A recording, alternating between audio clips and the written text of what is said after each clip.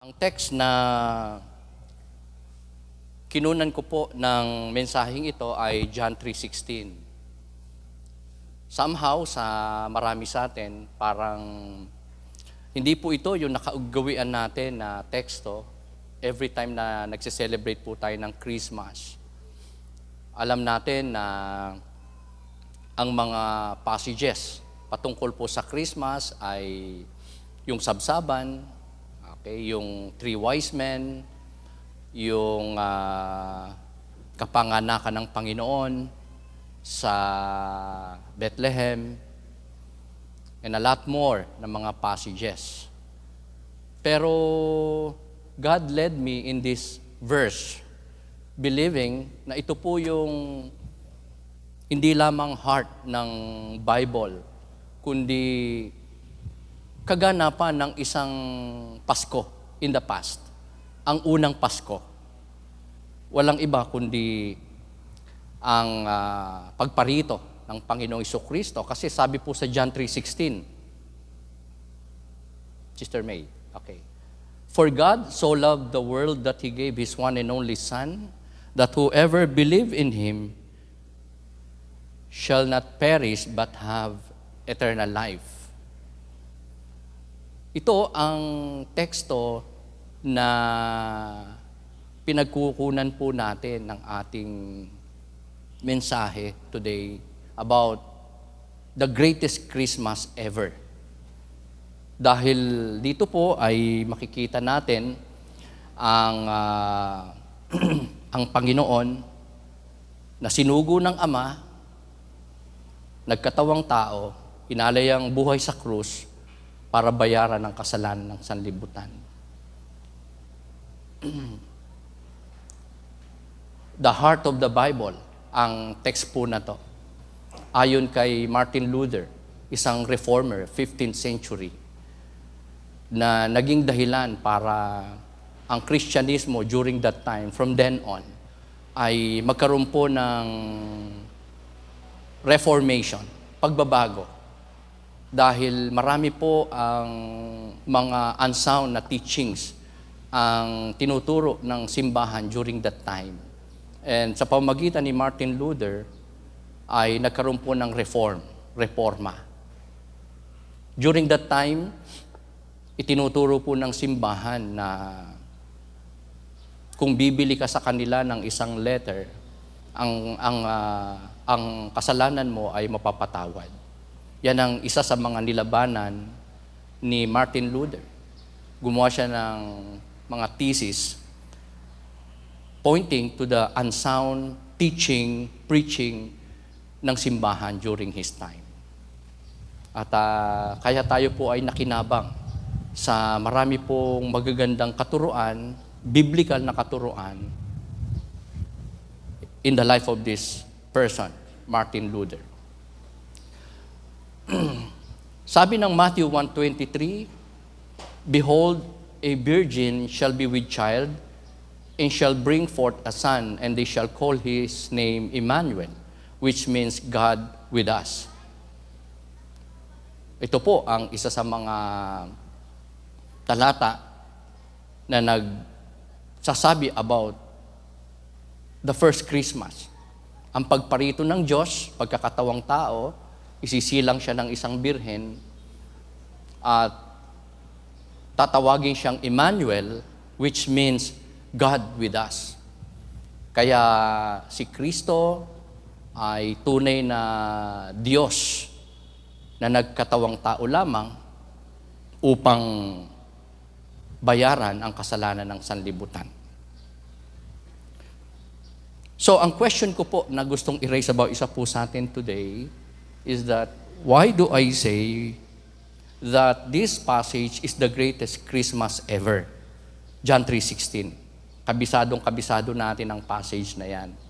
So ano ba ang dahilan? Bakit ba natin nasasabi, pinaniniwalaan, na ang John 3:16, ating passage, ay naglalaman ng isang mensahe about the greatest Christmas ever? Dahil una, it's because of love. The greatest love na makikita po natin Sa John 3:16, sa unang phrase, nakasulat po dyan, For God so loved the world. Hinighlight ko po yung word na loved. The greatest love ng Ama sa sanlibutan. So makikita natin dyan sa passage na yan, ang dalawa sa tatlong persona ng Trinity.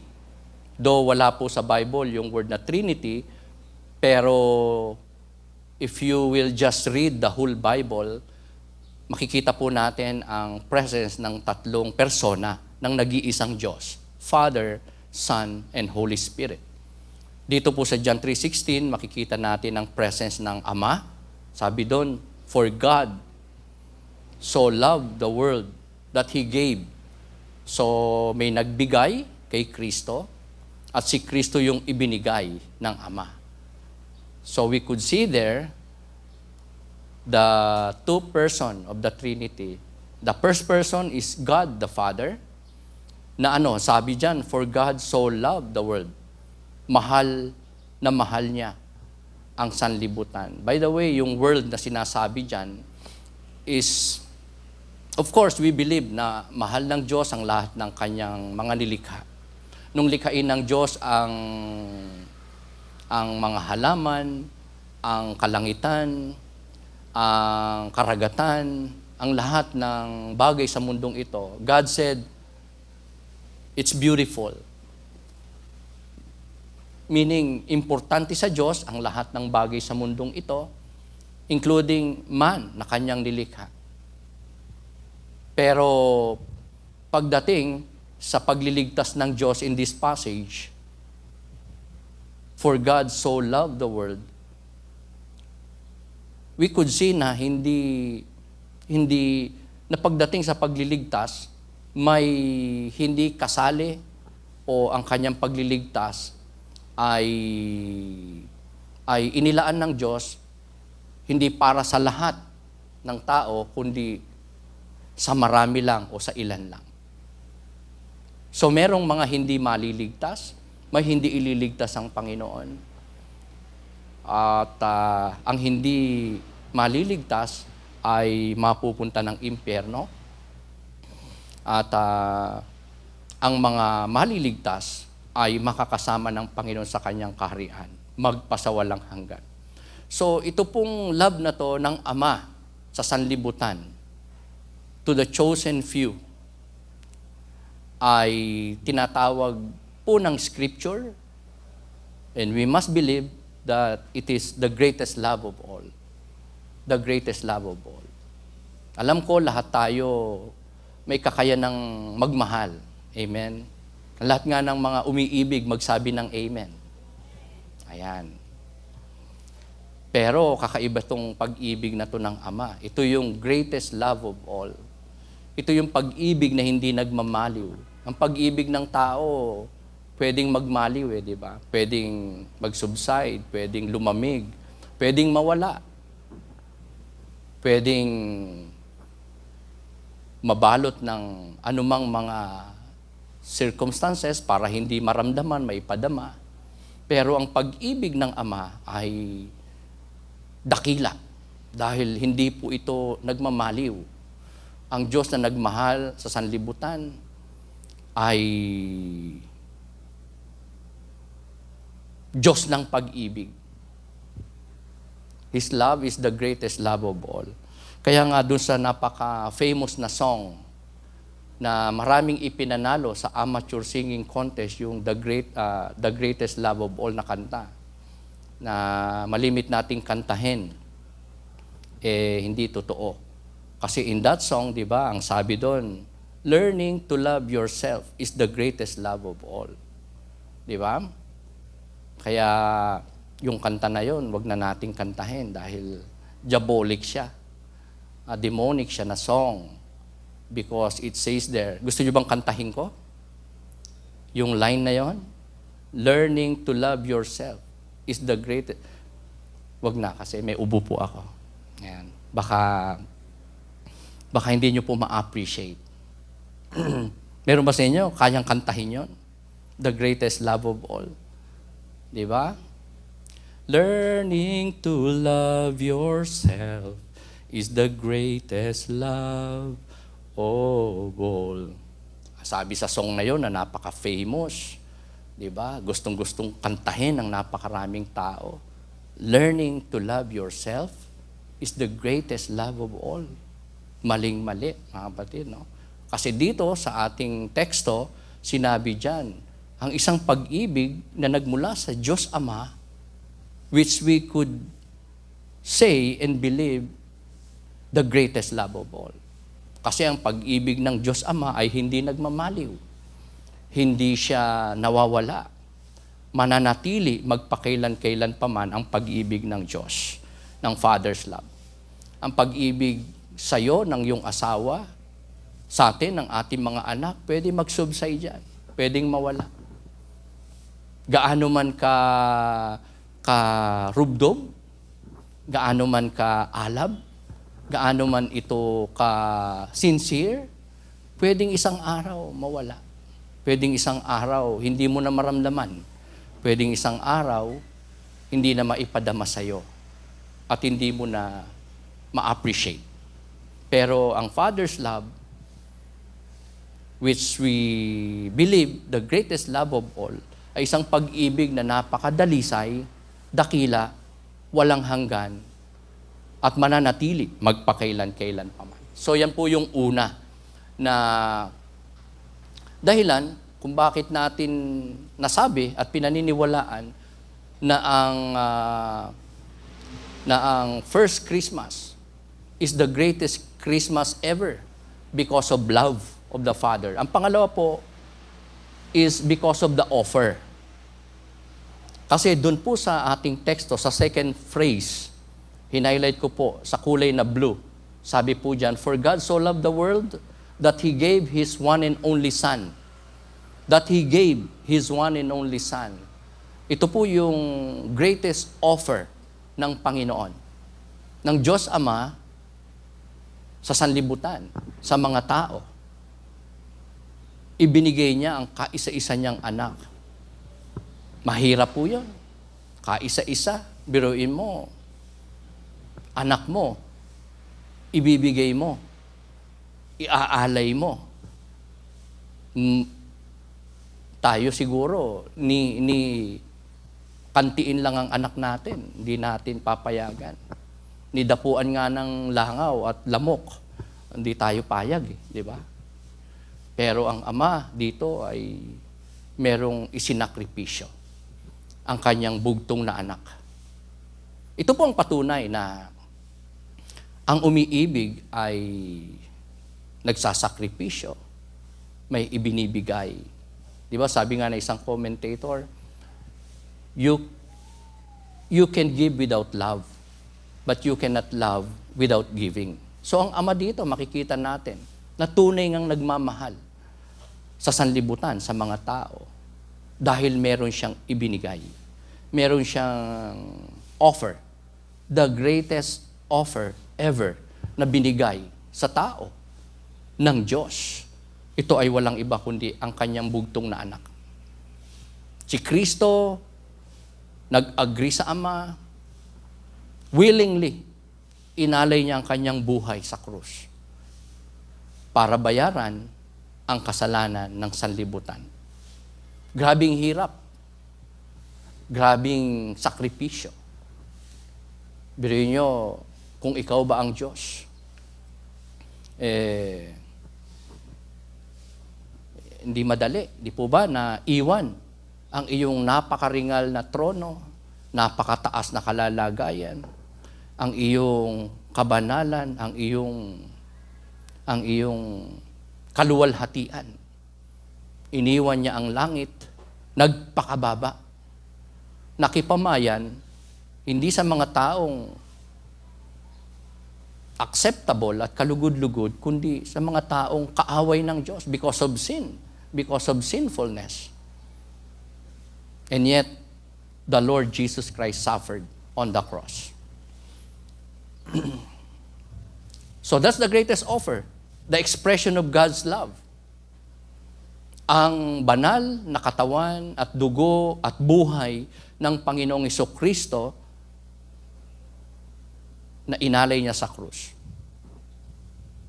The love of the Father, the greatest offer of the Father, His one and only Son. Ang pangatlo po na dahilan kung bakit po natin pinaniniwalaan at sinasabing the greatest Christmas ever, yung atin pong passage, John 3:16, is because of the response. Kasi sa pangatlong phrase ng atin pong text, in-highlight ko po ng blue, ang sabi diyan, "For God so loved the world that He gave His one and only Son, that whoever believes in Him," sino man ang sa Kanya ay manampalataya, kay Kristo, sabi po diyan. So ito po yung nakita ko na greatest response na pwedeng gawin ng tao sa in-offer ng Diyos, na greatest offer, because of His greatest love. Walang iba kundi ang Kanyang bugtong na anak, na ang sino mang sa Kanya ay manampalataya. Ayan. Ang lahat ng kay Jesus Christ na nanampalataya, can we say amen? Praise the Lord.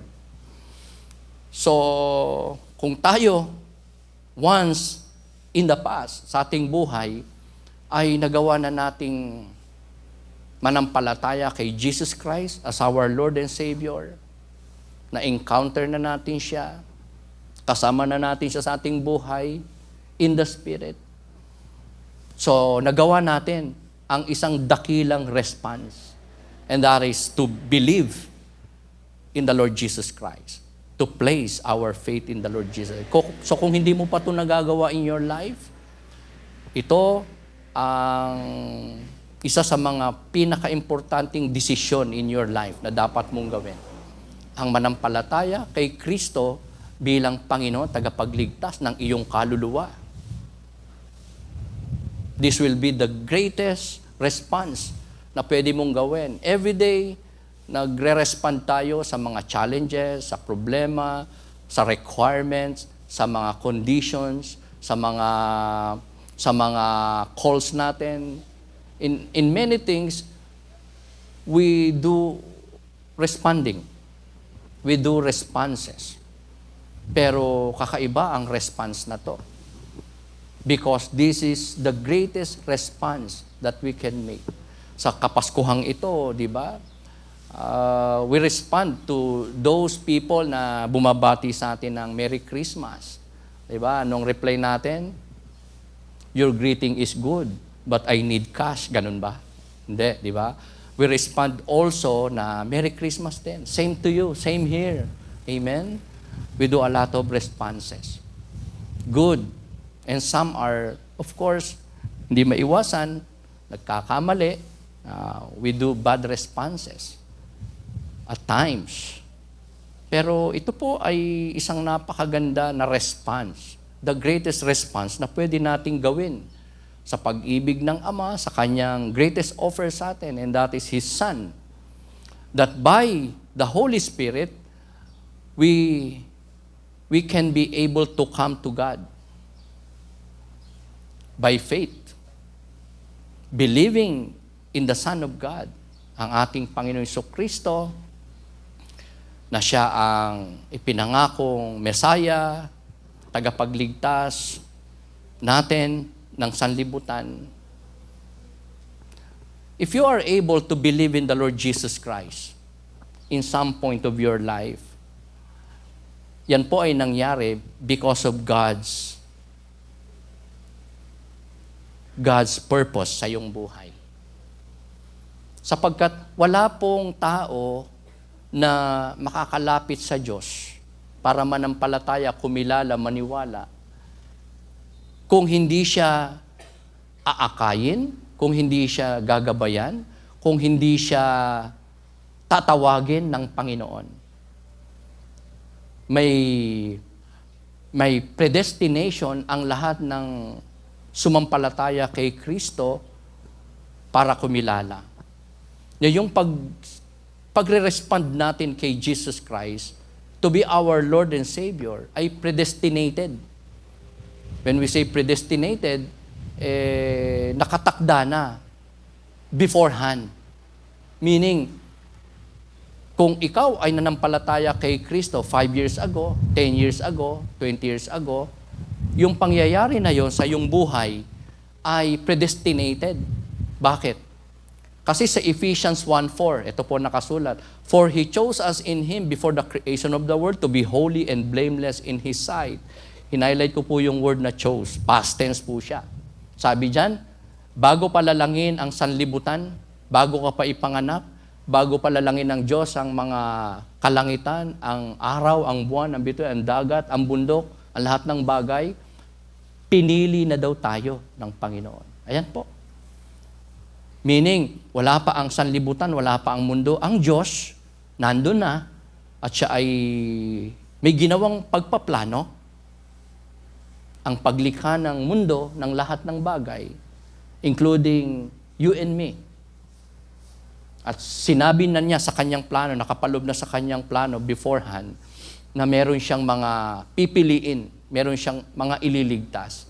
Kaya sa John 3:16, na Christmas ever, masasabi natin na hindi lang prophecy, hindi lang hula in the Old Testament times, ang pagparito, kapanganakan ng Panginoon Kristo, ang first Christmas ever, kundi bahagi ng plano ng Diyos, eternity past.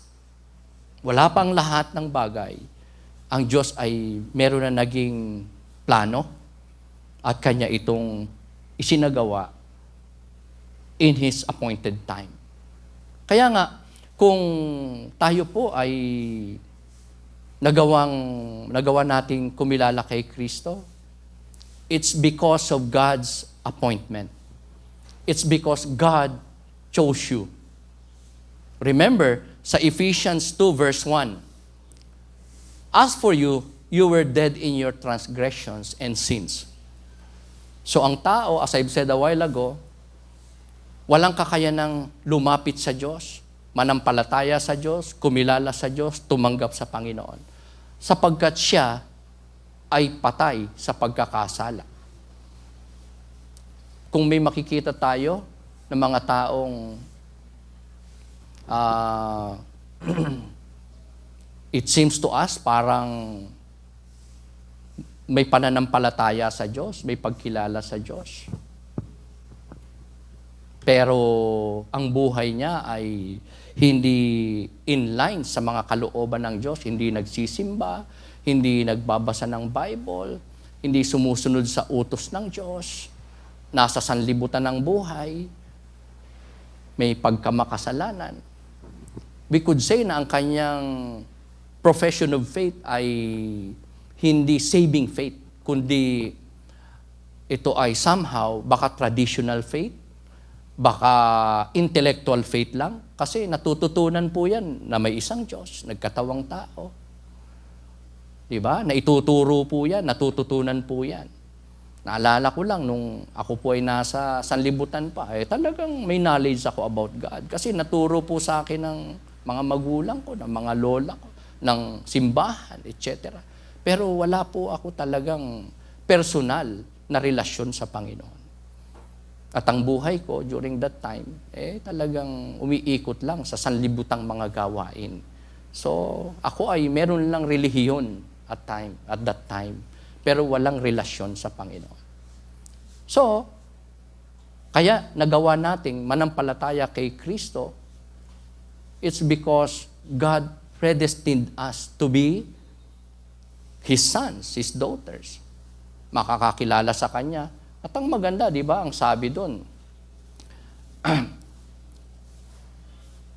ay tayo ay pinili ng Diyos. Pakibalik mo nga, Sister May, sa Ephesians 1:4.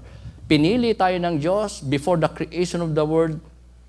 For what purpose? Sabi diyan, to be holy and blameless in His sight. So sa lahat ng mga kay Kristo, nanampalataya na, kumilala na bilang Panginoon tagapagligtas, tumanggap na sa kanyang puso si Kristo bilang Panginoon tagapagligtas, ito ang layunin ng Diyos sa iyong buhay, kapatid. Ito ang ginawa ng Diyos sa iyong buhay, sa harapan ng Ama, ng Diyos, ikaw ay naging banal at naging blameless sa paningin ng Diyos. Of course, hindi po tayo pwedeng maging perfectly pure. Hindi maiwasan na may magawa tayong pagkukulang minsan dahil we're still in the flesh, tayo ay tao lang. Pero sa paningin ng Diyos, sa sino mang kay Kristo na nampalataya na, ito na ang tingin ng Diyos sa iyo. Mga kapatid, banal at blameless. Banal at blameless. Wala ka ng guilt. Wala ka ng dapat na sagutin na atraso sa Diyos because of your sin. Bakit? Kasi meron ng umako o nagbayad sa kasalanan mo at kasalanan ko. Kaya sa harapan ng Diyos, ng lahat ng mga taong kay Kristo na nampalataya, ikaw ay banal at blameless. So, nakaka-inspire po na makilala ang Panginoon. Magawa nating sumampalataya sa Panginoon. Dahil maiibang ating position before God. Amen? Tayo ay magiging holy and blameless in His sight.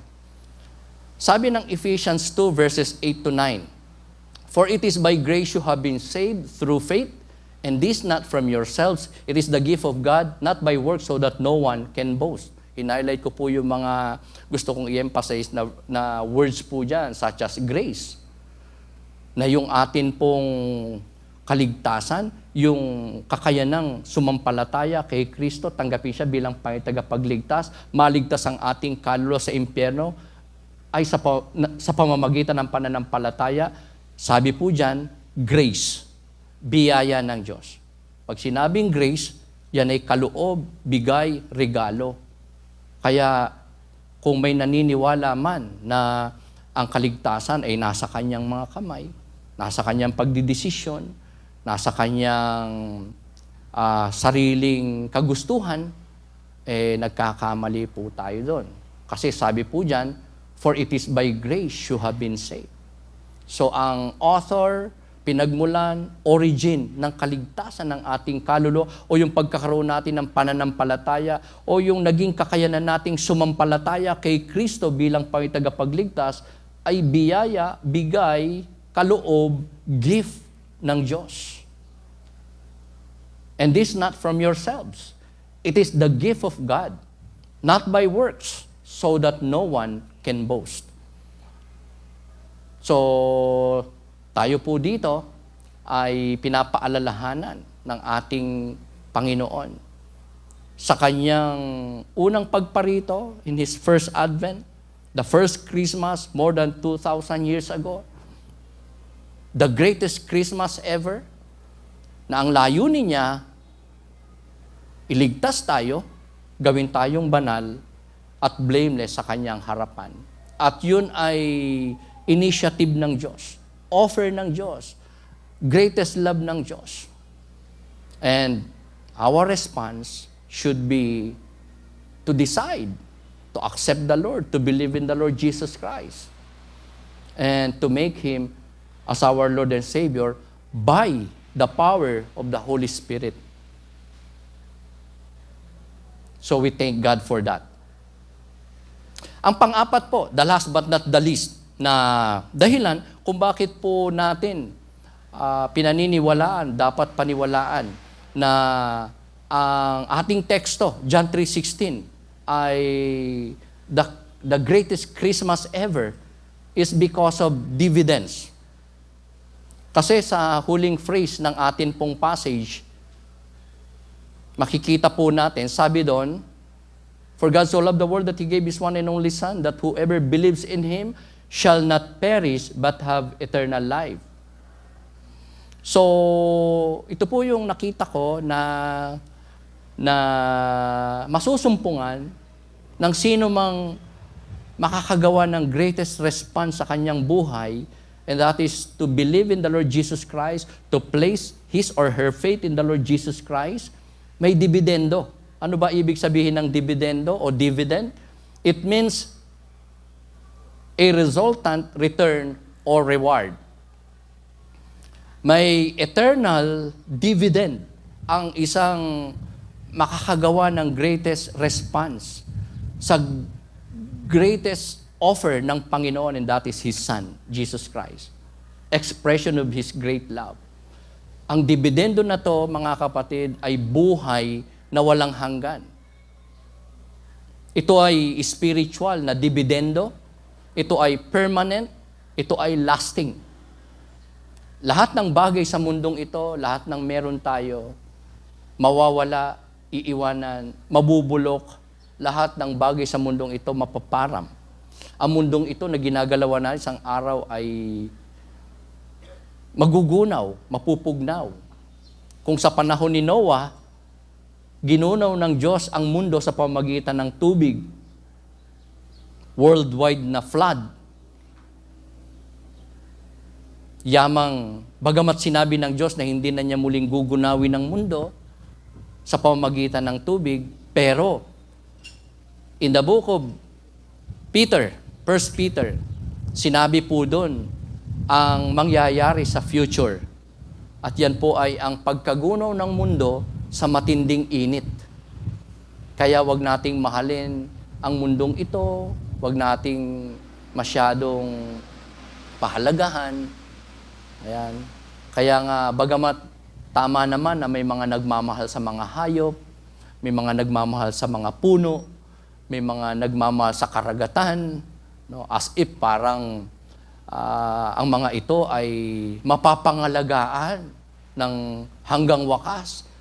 But the Bible tells us na ang lahat ng nasa mundong ito mapaparam, mawawala, mapupugnaw. At yun ay sa pamamagitan ng matinding init. But the dividend na sinasabi ko po dito ay spiritual, permanent, and lasting na dividend. First and foremost, yun po ay buhay na walang hanggan. Sa sino mang makakagawa ng greatest response. Sa inoffer ng Ama, walang iba kundi ang kanyang bugtong na anak. Kasi yun po ang sabi diyan.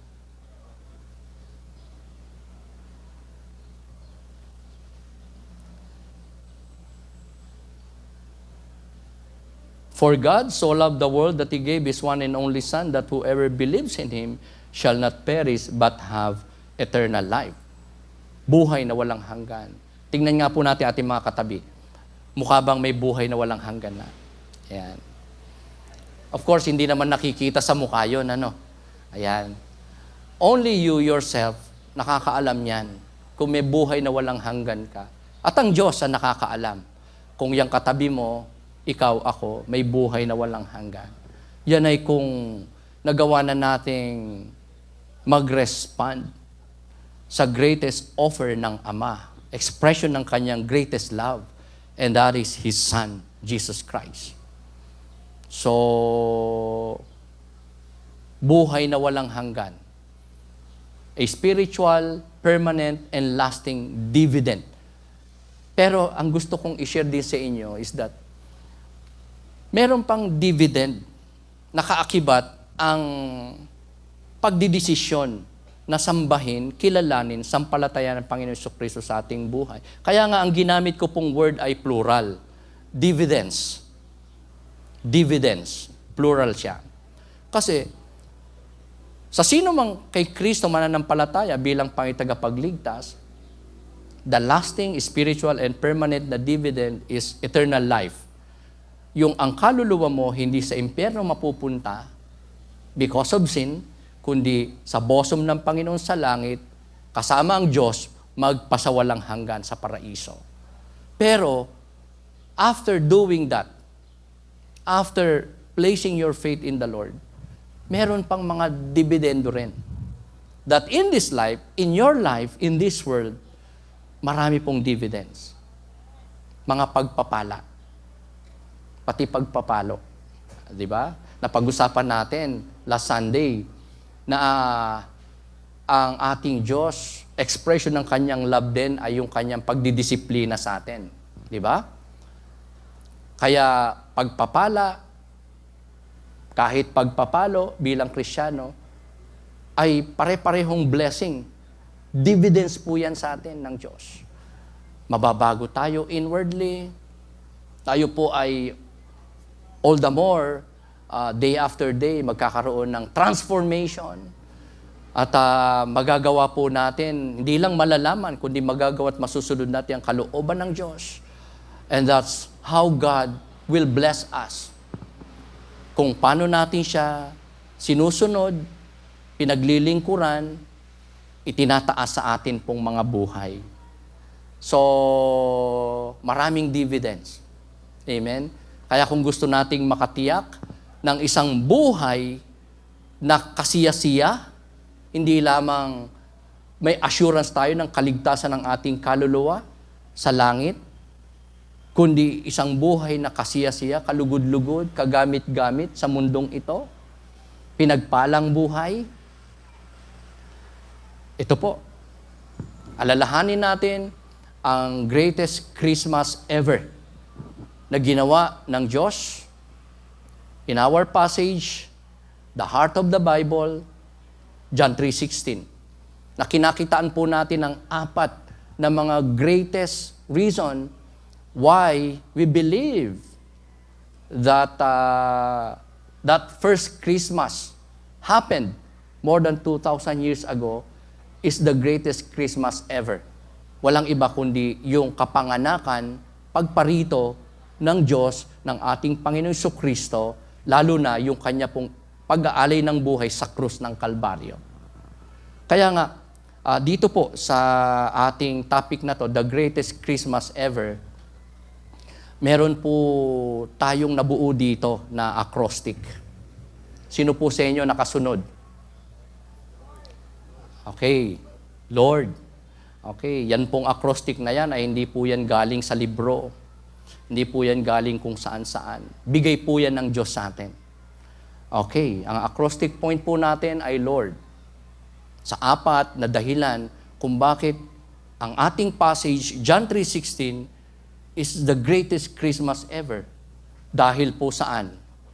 Dahil po sa love, sa offer, sa response, at sa dividends ng Panginoon sa ating buhay. Can we say amen? Palakpakan natin ating Panginoon. Giving us this acrostic na wala pong ine-emphasize kundi ang Panginoong Hesukristo sa ating mga buhay. Kaya sa Kapaskuhang ito, as we celebrate, as we commemorate the first advent ng ating Panginoon, hindi importante yung hindi masyadong mahalaga kung may handa ba tayong marami o wala, kung may bago ba tayong damit o wala, kung kasama ba natin ang ating mga mahal sa buhay o hindi, 'di ba? Kung malamig ba ang Pasko natin, 'di ba? Ang importante, pinaka-importante sa Kapaskuhang ito is ang Panginoon, the Lord. Amen. Lord, na nakilala na natin, sinampalatayanan natin, nagbigay sa atin ng buhay na walang hanggan. So ito po yung pinaka-importante na persona sa Kapaskuhang ito. Walang iba kundi ang Panginoon. Amen? Palakpakan natin ang Panginoon, mga kapatid. Because of His great love, greatest offer, our greatest response should be to place our faith in the Lord. By the way, sa kaligtasan ng kaluluwa, minsan lang po tayong mananampalataya. Pero, bilang mga believer na ng Panginoon, ang faith ay patuloy po nating i-apply, i-exercise, i-cultivate. Are you with me? Sa kaligtasan ng kaluluwa, minsanan lang. Hindi na dapat paulit-ulit na pumupunta sa altar call, paulit-ulit na tumatanggap kay Kristo bilang pangitagapagligtas para masiguro mong ligtas ka na. Okay? Minsan lang. Na pagtanggap, pagkilala, pananampalataya, that's it.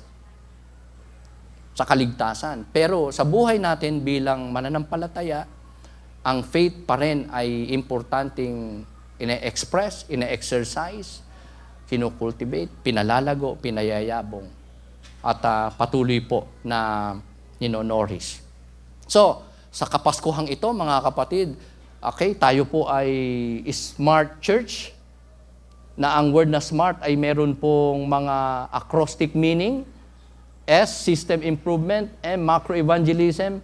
A, asset stewardship. R, relational discipleship. T is training centered. Yan po ang theme ng atin pong organization, ng atin pong church. And bumuo lang po ako ng acrostic ng SMART para po sa araw na to, para po sa Kapaskuhang ito, para sa pagsi-celebrate po natin ng Kapaskuhan, mga kapatid. Ito po, SMART, para maging smart po tayo na believer o church ng Panginoon. Hindi ko naman po pinapalitan to, ha, mga kapatid. This is great, mga kapatid. So gusto ko lang na gawing specific ang isang mensahe para sa atin for us to be a smart church sa Kapaskuhang ito. Okay? That we have to be, samahan ng mga ang rally ay totoo. Okay. This is so important, mga kapatid, about the Lord na sentro ng okasyon ng Kapaskuhan, Jesus Christ. Dahil Jesus said in His Word, John 14:6, Jesus said in John 14:6, I am the way and the truth and the life. No one comes to the Father except through me. Sabi ni Jesus, ako ang daan, ang katotohanan, ang totoo, at ang buhay. Walang makaparoroon sa Ama sa langit kundi sa pamamagitan ko. Jesus said. Kaya, ito ang pinaka-importante sa Kapaskuhang ito. Ang Panginoon, the Lord, dahil Siya ang daan, Siya ang buhay na walang hanggan, at Siya ang katotohanan. Siya ang nag-iisang totoo at makatotohanan. Kaya, sa Kapaskuhang ito, I propose we must believe in the Lord Jesus Christ to be saved and to be a smart Christian in this life. Maging mapalad, pinagpala na anak ng Diyos, mananampalataya ng Panginoon Jesucristo. So, tayo po ay maari po maging blessed. Truly blessed kung si Lord kinilala na natin sa ating buhay, nakilala na natin, sinampalatayanan na natin, at hindi lang po tayo pinagpala ng buhay na walang hanggan, kundi ng isang buhay na kasiyasa sa mundong ito. Isang buhay na day after day ay magiging meaningful, worth it, kalugod-lugod, at acceptable sa harapan ng atin pong Panginoon. Can we say amen? Tayo po tayo, mga kapatid. Awit tayo ng isang song for the Lord na sana maging expression po ng atin pong pananampalataya sa ating Panginoong Jesucristo. Isang song na magbibigay ng pagpapahalaga sa ating Panginoon. The reason of the season, Christmas celebrations natin. Siya ang pinaka-importante sa Kapaskuhang ito. Amen? Kung nasa atin na si Kristo, we have everything. Amen? Liliit na mga problema, mga bagay na wala sa atin, hindi na yan magiging relevant. Amen? Because makukontento tayo sa presensya ng ating Panginoon sa ating buhay. Because what matters most is our salvation. Because in this life, everything is temporal. Amen? Everything at ang mundong ito is fading. Mawawala, mabubulok, iiwanan, mawawasak. What matters most is our salvation. Ang presensya ng Diyos sa ating mga buhay, ang pananampalatayang meron tayo sa Panginoon, ang kaligtasan ng ating mga kaluluwa sa pamagitan ni Kristo upang ang ating mga buhay ay maging truly blessed in this life. Okay. It's so wonderful to have a new life in Christ. Isang buhay na malinis, malaya sa kasalanan, bagamat nagkakasala paminsan-minsan, pero nagsisisi, nagbabalik loob sa Diyos. Hindi na natutuwa sa kasalanan, kundi after na sa kalooban ng Panginoon sa iyong buhay. Let's sing this song for the Lord.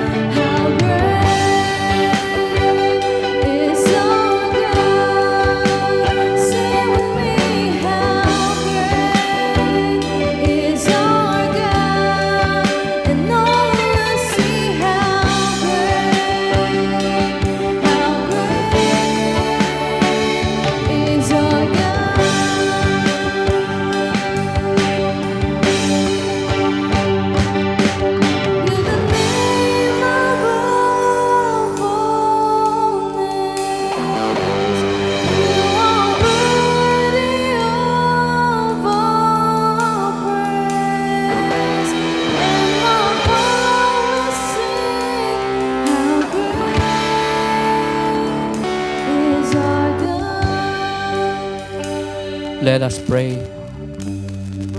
Let us come to God in faith, in thanksgiving, in adoration for what He has done on the cross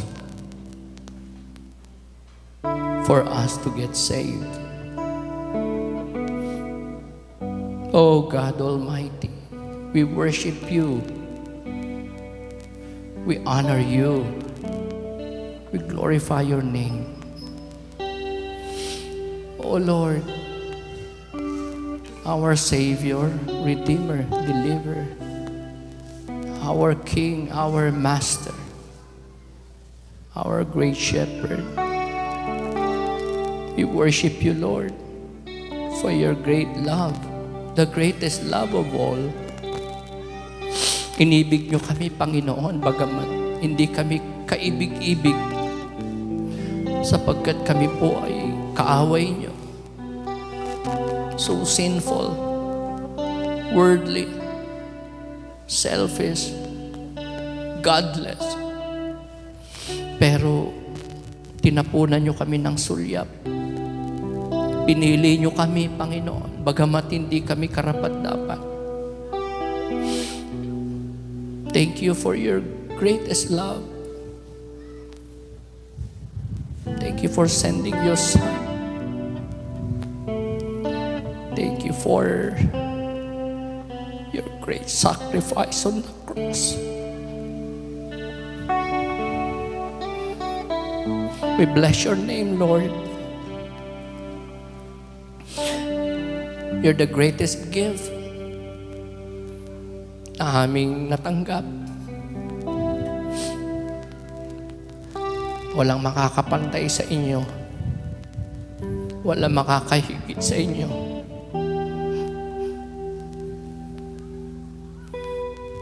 Thank you, Lord. Thank you so much for saving us. Thank you for redeeming us. Thank you for paying for our sins. Nasa halip na kami ang magbayad, kayo ang umako, kayo nagbayad sa krus upang kami ay maging banal, malinis, blameless. Thank you, Lord, for your greatest love.